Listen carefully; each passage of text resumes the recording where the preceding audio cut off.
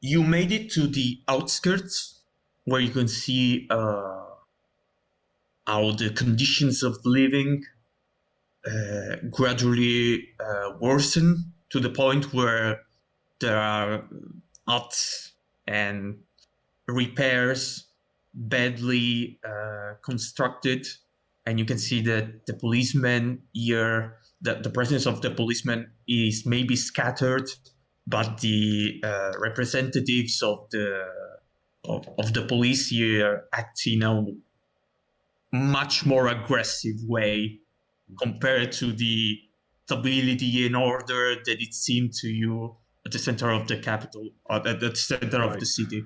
Right. And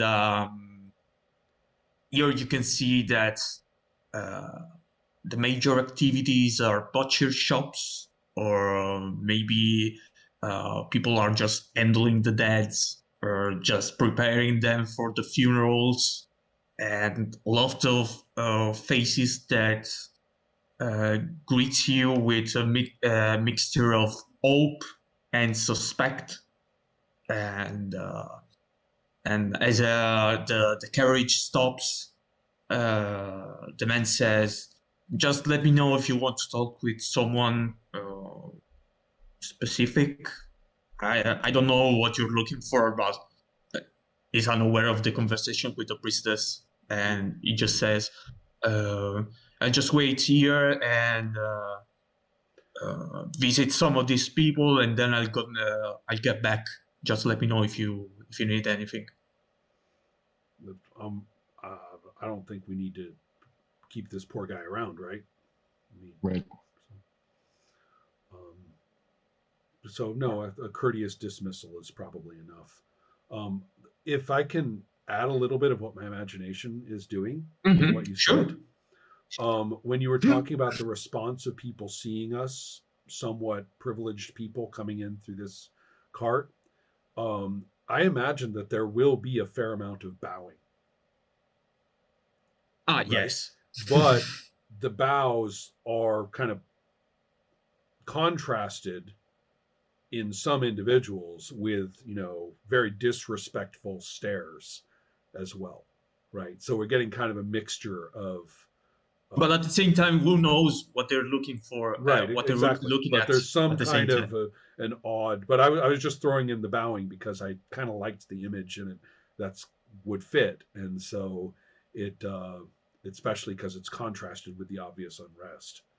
So yeah, and if I see that, I mean, I'm which I think I do. I'll point to the others and point it out to the others and say, the priestess is right. I mean, the place, these people are ready to kill. They're ready to go after that fortress. And a fortress can withstand armies. A fortress cannot withstand its population. It's impossible. So just, I think the priestess was not full of it. I think she was dead on. I think there's something that we probably need to clarify here, which is what do we look like in terms of caste?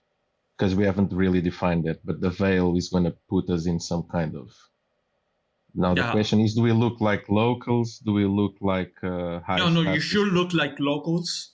Here the thing is the social class. Exactly. So it's fine if you want to pass as the commoners or other Burakumi. It's fine that the veil just covers you with this lower class veil. And so I guess after we get out of the cart, after we get out of our wagon or whatever it is, and start walking around, and people sort of get disconnected from the people who got off the cart, then we're just among the crowd, perhaps as somewhat odd-looking or distinctive-looking people, but just populous people. Right. I kind of like that. I like the idea. Yeah, because we probably should be shifting more or less depending on where we are. Right. I love the veil. I mean, it's fantastic. Yeah. Right? Yeah. So, okay. Cool. I love that. Thank you, Adriano, for explaining that. So if we're going to start moving around, I mean, the reason I dismissed the guy, I mean, talk to somebody, forget it. I mean, what does he know? We've got fish. It's like talking to the drug lord at DC. It's like, no. let's put our heads together. All right.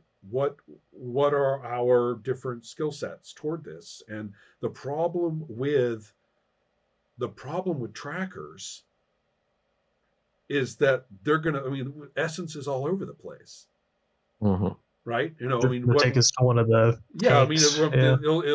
I'll release trackers and they'll go to the machine that I can see in front of my face and say,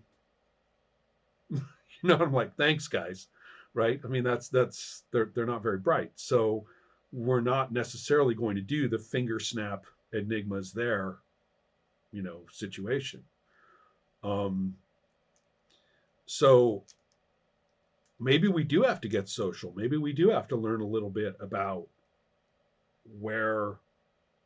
I mean, we have to talk to the corpse handlers. We have to be involved with them. Maybe we better go and handle some corpses. Maybe we better just go get to work and see what our interactions there yield. Because I mean, unless you can come up with some other use of our disciplines or something, foresight perhaps as a possibility. So I'm thinking about foresight, but I'm not using it quite yet. Well, the only thing I would have is delve, but that we need a person. Yeah, requires a bit more close interaction. So for now, let's do that. And when I do foresight, I want it to be coming into some situation that we know we are stepping into, so that I'm not just. I mean, foresight will tell me the sun's coming up tomorrow if I do it just generally, right? So big deal. So okay. How about it? I agree. What do you think, Lilith? Shall we go and engage and mingle? Yeah, mingle, as it were, in the practice of handling dead people. Yeah, and I think it depends on the time of day too. Like if it's during the day, let's go to work. If it's in the evening or later, probably better to go to some kind of we go to where those people place. Drink. Right. Exactly. Yeah. Okay. So what do you say, Adriano? What is it? Is it time for work or time for drinking? Yeah, I would say it's time for work. Okay. So I can imagine that the rest of your day is spent working on these corpses, and there is a strange mixture of, you handle the corpses during the day of several people.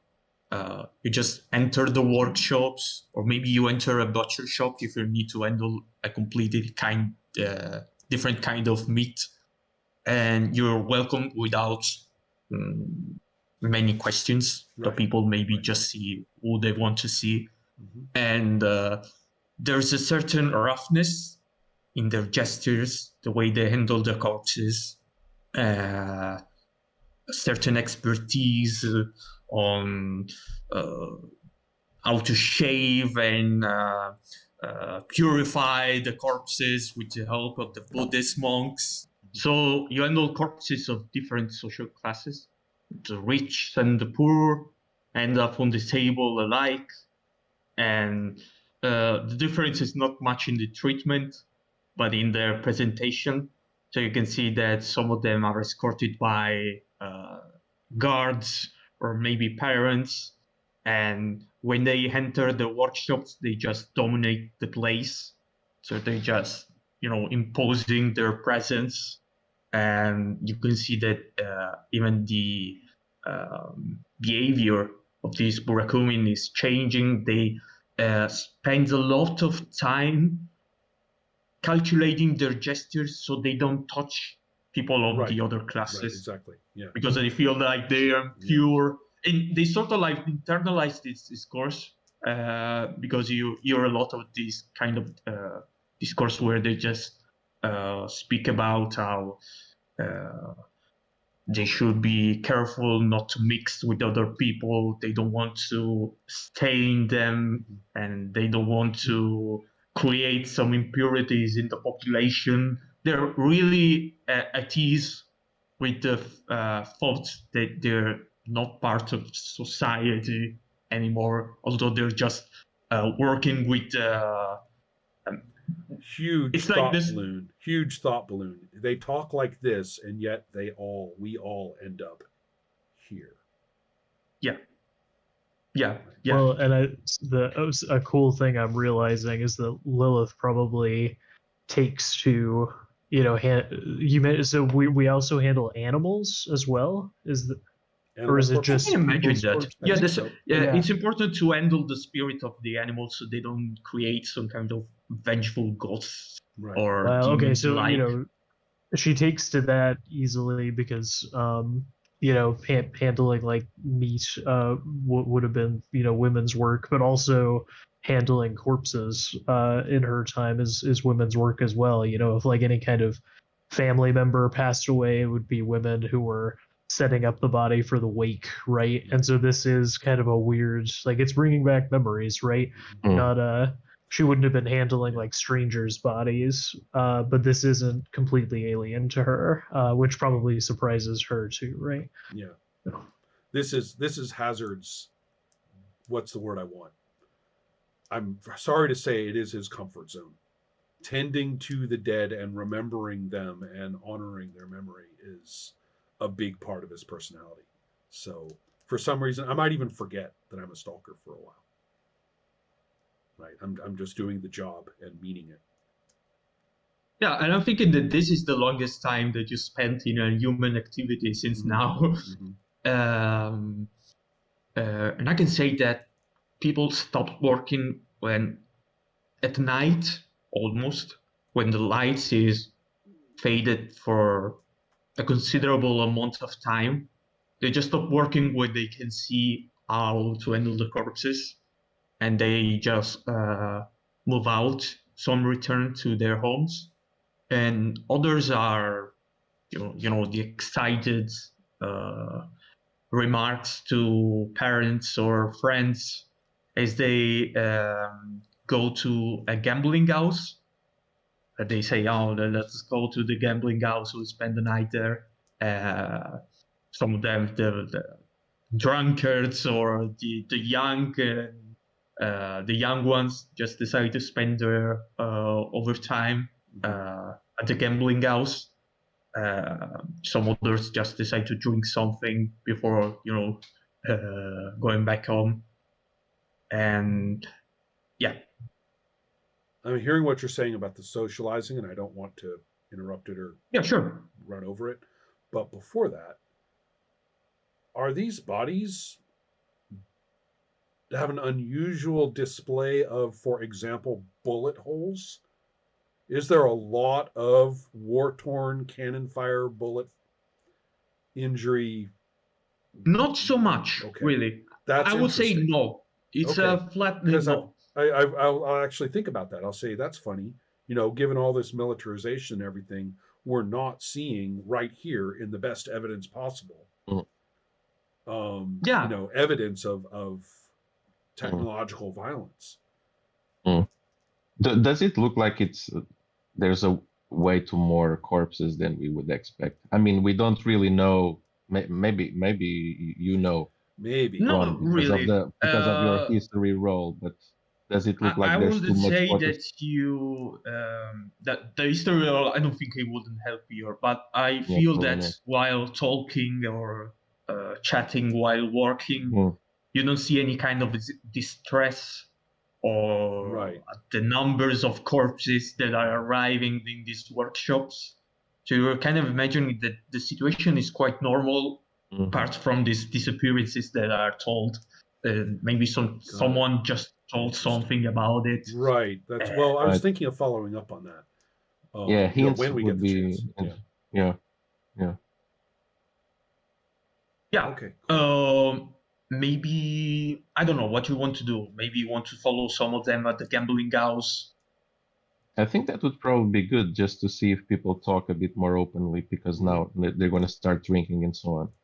And for Mask, this is going to be quite a good time, because his background is like 1930s, 1920s. Oh, that's funny. Bon vivant, and then all of a sudden he spends the You might even have to like remind me. It's. I'll even say another day at work. Time for a good rest at home, and you guys are like, "What the fuck is wrong with you?" That was horrible. Yeah, and with his keys of compassion and empathy dealing with those corpses and those shit, when he basically spent all his time just like drinking at the cabaret or something. Right. This was pretty like.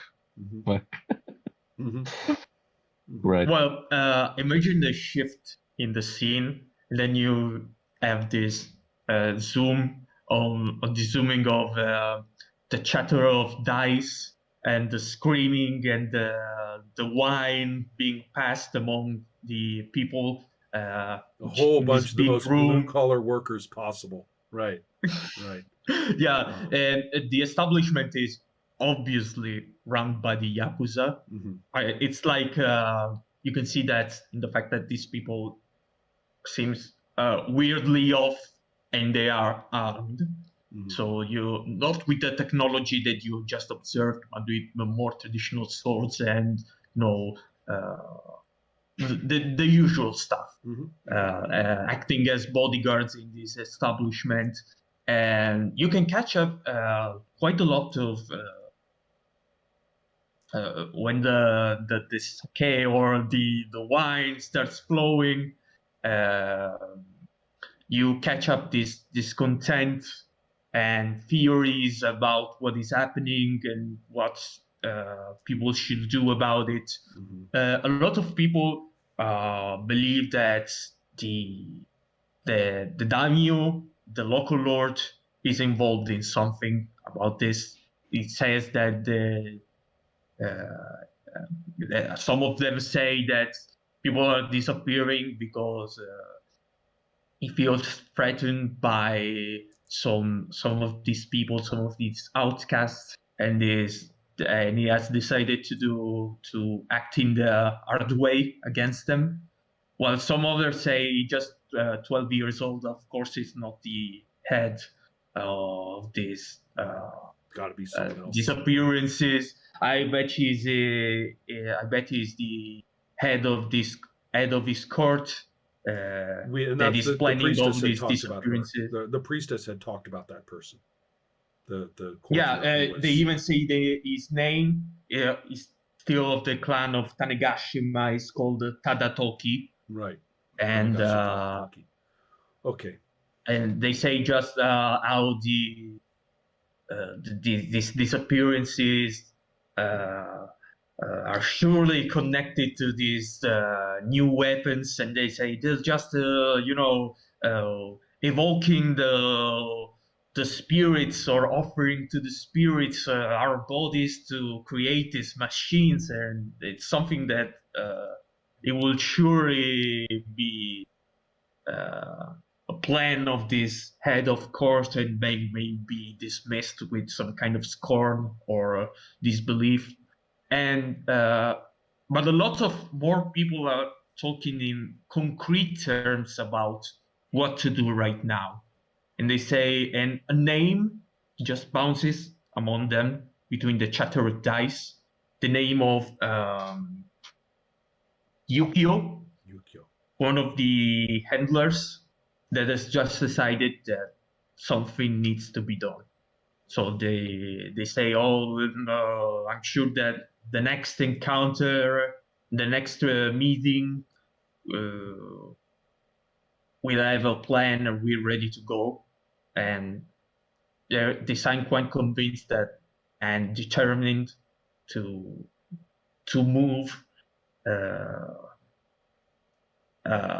following the guide of this phantomatic Yukio.